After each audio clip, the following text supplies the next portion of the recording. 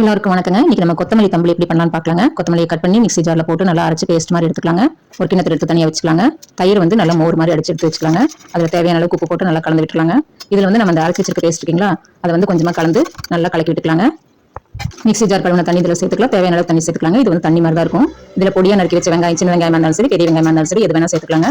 அவ்வளோதான், ரொம்ப சிம்பிளா சீக்கிரமா நம்மளுடைய தம்பளி ரெடி ஆயிடுச்சு. ஆனால் டேஸ்ட் அட்டகாசமா இருக்குங்க சாதத்து கூட. ரெண்டாவது மெத்தட்ல வந்து பார்த்தீங்கன்னா கொஞ்சமா எண்ணெய் ஊற்றிட்டு எண்ணெய் காஞ்சது கடுகு போட்டுக்கலாங்க. கடுகு பொரிஞ்சோம்னா குட்டி குட்டியாக வெங்காயம் கட் பண்ணி வச்சுக்கோங்க. மிளகா இருக்குது, அதையும் கருவேப்பிலையும் இதில் போட்டு நல்லா வதக்கி விட்டுக்கலாங்க.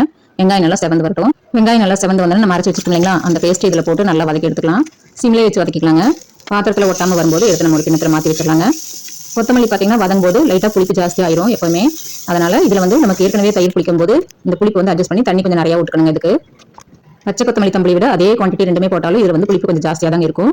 அதை வந்து அட்ஜஸ்ட் பண்ணிக்கலாங்க தண்ணி ஊற்றிட்டு. ரொம்ப குயிக் அண்ட் சிம்பிள் டிஷ்ங்க. முருங்கைக்காய் வறுவல், பீட்ரூட் பொரியல், பருப்பு உருண்டை குழம்போட காம்பினேட் பண்ணியிருக்கேங்க. நீங்களும் ட்ரை பண்ணி பாருங்க. தேங்க்ஸ் ஃபார் வாட்சிங்.